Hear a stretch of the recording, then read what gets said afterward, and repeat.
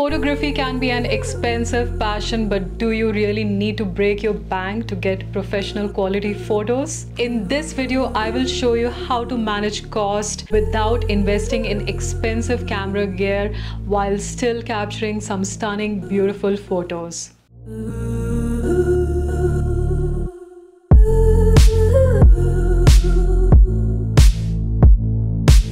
Hey everyone, and welcome back to my channel. I'm back in my studio after a long time. I have been a little busy traveling in the last few months. I also had my kids' vacation, so I was really tied up and didn't get a chance to make a video in my studio. But I'm back now. I have done a lot of photography related videos on location. If you have not seen them yet, then I would suggest you please go ahead and check them out, my last 10 or so videos. Okay, so the biggest misconception in photography is that if you go ahead and buy the latest and the best camera gear, then it will automatically make you a better photographer. Well, maybe not. In my 15 years of experience of using an SLR and over 20 years of using a point and shoot, I have only used 3 cameras in fact. I bought my D90 in 2010, and since then, my current camera, which is the Nikon Z6 II, is my third SLR. I used the D90 for over 8 years before switching to a D750, which was my full frame camera.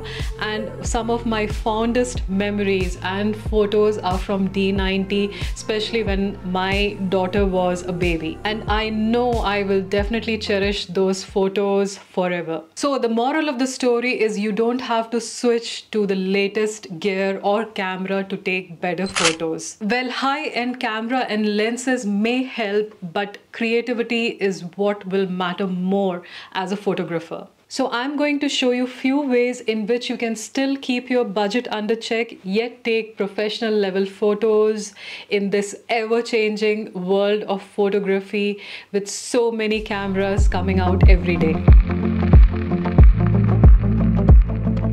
Buying used camera is a good way to consider savings, but beware of the scam and also check the gear thoroughly. I have bought gear on online forum, but sometimes I feel they can be a hit and miss. Also, there are a lot of local camera shops which will trade in your used equipment, and sometimes some good gear may be available. It is easier to invest in used lenses because used lenses, if kept in good condition, can really last you long, but this may not be true in case of cameras. The cameras have limited shutter life, so do your due diligence before buying a camera. One thing which I wanted to go ahead and point out was that you can still go ahead and buy a DSLR either used or new, because DSLR are much cheaper now considering that mirrorless cameras are more in demand. If you want to focus only on photography, then DSLR is a good option to go ahead with.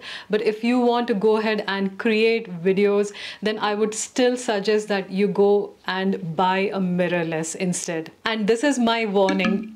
If you feel that today you don't want to make videos, believe me, in future you would want to make videos, because video making is the new photography in my opinion. I'm getting into making more videos ever since I picked a mirrorless camera, and even if I go out and exclusively only shoot photos, I always feel it is better to have a few seconds of video footage accompanying that photo. Another way you can also save on a lot of cost is by renting equipment. If you're unsure of any lens or camera, why not go ahead and try it out first before investing in it? And renting is a good option if you want to use that gear, say occasionally. For example, if you're going on a trip or you're going on a safari, for example, then you can go ahead and rent a zoom lens.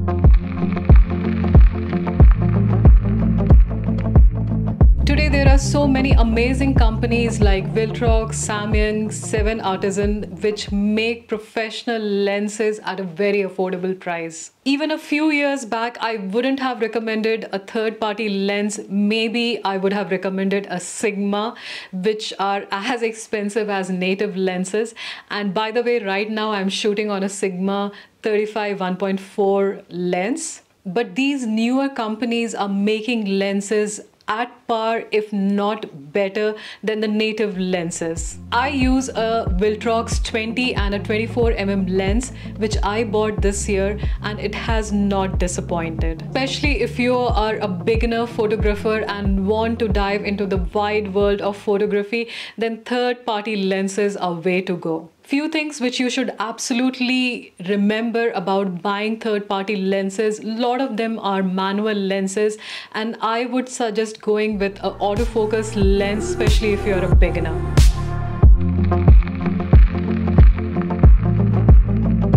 Yes, I know I'm focusing a lot on lenses, but they will form the chunk of your photography budget. So go for a cheaper lens option. What I mean by that is, instead of buying, say, a 1.4 version lens or even 1.2 version lens, go for a 1.8 version lens if you are buying a prime lens. For example, I have been using a 85mm 1.8 lens for 13 years now. I bought this lens in 2013, and this is my absolutely favorite focal length to click portraits. So only last year I upgraded to a 1.2 version, which is extremely heavy, bulky and also expensive lens, but I used the 85mm focal length for almost 13 years before making that switch. And nowadays, all these 1.8 version lenses, including the third-party lenses, are so good because the technology has advanced in cameras and photography that these lenses are really much more better professional level lenses when even compared to 10 years back. Instead of investing in expensive and branded gear like tripods, camera bags, filters, gimbals, try to buy accessories as and when you need them. For a beginner, I would highly recommend buying a very good sturdy tripod, but wait out on the other accessories and only start investing in them as and when you need them. Going full on with accessories even without knowing how to use them is definitely not the way to go ahead. Let's talk about editing. Instead of going ahead and investing in subscription-based editing software, try out free software or even low-cost software. You can try out alternatives like Darktable or Affinity Photos. They offer pro-level tools without that recurring cost of Creative Cloud. Believe me, these subscription-based software are no fun, and I had a very bad experience. I got automatically renewed for the software without even being informed about it. And also, you can go ahead with your native camera software itself. For example, for Nikon, I use NX Studio, which is a very good software, and it allows me to edit even RAW files.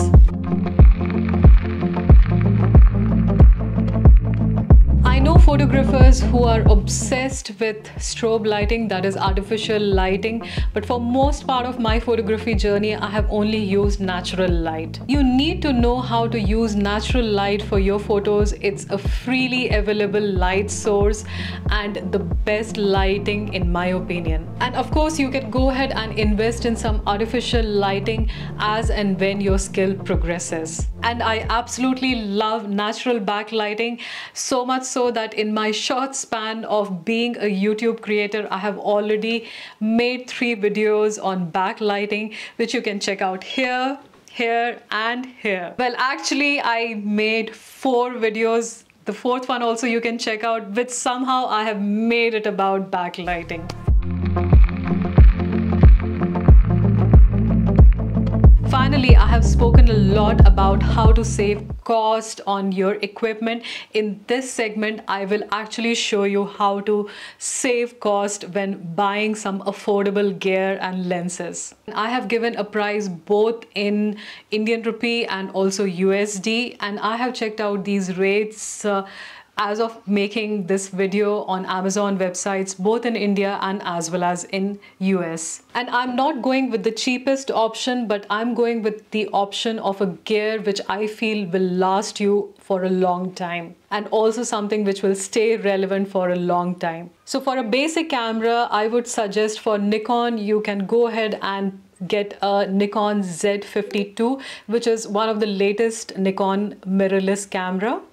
Sorry, I'm not completely aware of a lot of the other brands, but for Sony, I have heard a lot of great reviews about this camera. The Sony Alpha Z VE10 is really a good beginner's camera. For lenses, I would suggest to go with a 2-lens setup option, and I love my 50mm lens, so this is definitely the first lens I would recommend anyone going ahead and purchasing. Please ditch your kit lens. Never buy the kit lens because it is not going to improve your photography in any way. You are better off with a mobile phone instead of buying a kit lens. For the other lens, either you can go with a zoom lens or you can go with a wide angle lens. Now, zoom lenses are highly specialized lens, and they are really relevant if you're doing a lot of, say, portraits or even wildlife photography. But for most of the photography, at least 90% of the photography, you don't need a zoom lens. Something like a wider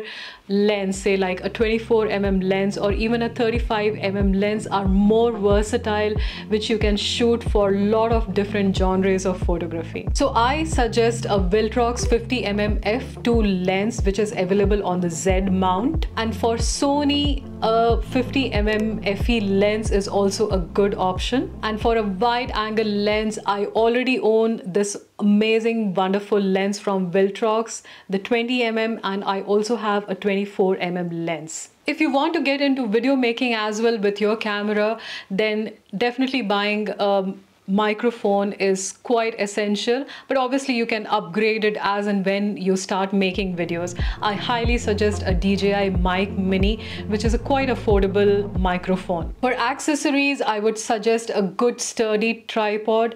A newer 77-inch tripod is something which I really recommend. It also acts like a tripod and a monopod. For lighting, use natural lighting, which is free. For software, use free software. All this equipment, I will give you a grand total of a Nikon gear for rupees 1,38,307 rupees, or in dollars 1591. And for Sony, 84,888 rupees, or 1,395 US dollars. Well, that wasn't much of saving, was it? Do drop me a comment below if you have faced a similar situation, and what do you think? Is this budget affordable, expensive, or do you have any suggestions of buying more affordable gear? At the end of the day, great photography isn't about having the most expensive gear. It's about knowing how to use what you already have. By making smart financial choices, prioritizing essential gear, and focusing on creativity, you can take professional quality images without overspending. I hope you found this video useful, and please do leave me a comment below and let me know about how you save cost when buying equipment for your photography. And please do consider subscribing to my channel. I will see you in another video. Till then, bye.